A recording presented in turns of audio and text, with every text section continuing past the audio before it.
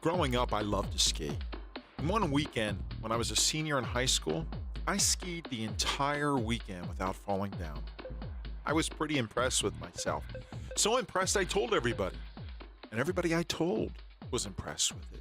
They were high-fiving, shaking my hand, patting me on the back. This was an accomplishment for everybody but one person. I made the mistake on Monday afternoon telling my coach, Coach M.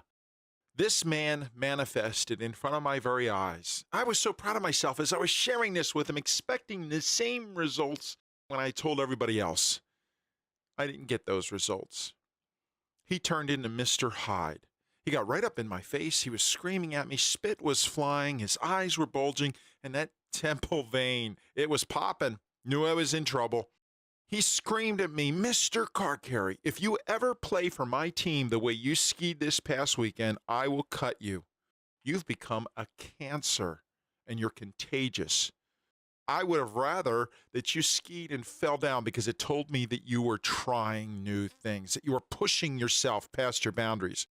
He said, you skied within your comfort zone because you were afraid, and I don't need that on my team. Wow. I walked away from that meeting, that confrontation, and I didn't get it. I was 17 years old, and I thought Coach M was off his meds.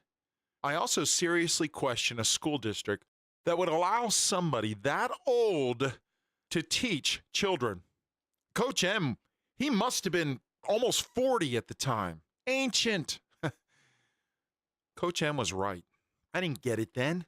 It wasn't until years later that I figured out what he was trying to tell me, that failure is not the enemy. Quitting is. And I quit. I quit on that mountain because I stayed within my abilities. I didn't push myself. I stopped growing. And when we stop growing, we start dying. We start losing. He wanted me to push past things, especially my fear, and become a great skier. I was a good skier, but there's another level after good. Unless we get comfortable. And if we get comfortable, we stay good. I wanted to be great, but I couldn't get past the fear of failure. Coach M was trying to push me past that place so that I understood quitting is easy. It takes no effort whatsoever. It's really easy to do, and it gets easier and easier as we get older to do it. It takes no emotional fortitude to quit, and it will rob from our futures. Failing, on the other hand, is something completely different. You have to be strong to fail. It takes some emotional depth to fail at things and then to learn. And that's the secret to turning our failures into success, because success demands failure. It demands it. There's no way to get from where we're at to where we want to be without a lot of failure or learned failure. Not failing just for the sake of failing, not failing over and over at the same thing the same way each time, because that's just insanity. It's failing and in learning from those failures. What did we learn? What can we take out of this? Now, as I look back at my history, and I have a very rich history of failure, at one time I used to look at it and I'd look down on it. I was depressed.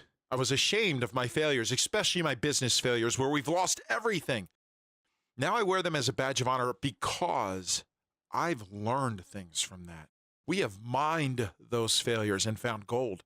There was gold in those valleys that I looked at as dark times. I now see as great times. They were great educational opportunities. We have taken things from those times that have helped us now today. Because failure is not the enemy. Quitting is. Giving up is. The fear of failure that keeps us frozen like the deer in the headlights where we don't want to move on. We don't want to take the next step. We want to do like I did as a senior. We want to ski within our abilities. We want to have a job and work within our abilities, a business, a relationship, whatever it is, we want to do it within our abilities, and that's a mistake. We should seek out failure by risking, taking chances, calculated, yes. And as we do, what do we learn from it? Because I believe there's 3 levels in life. We can be good at something, and to be good at something, all you have to do is stay within your comfort zone and don't fail. Or you can be great at something. But if you want to be great at something, you're going to have to fail and learn a lot.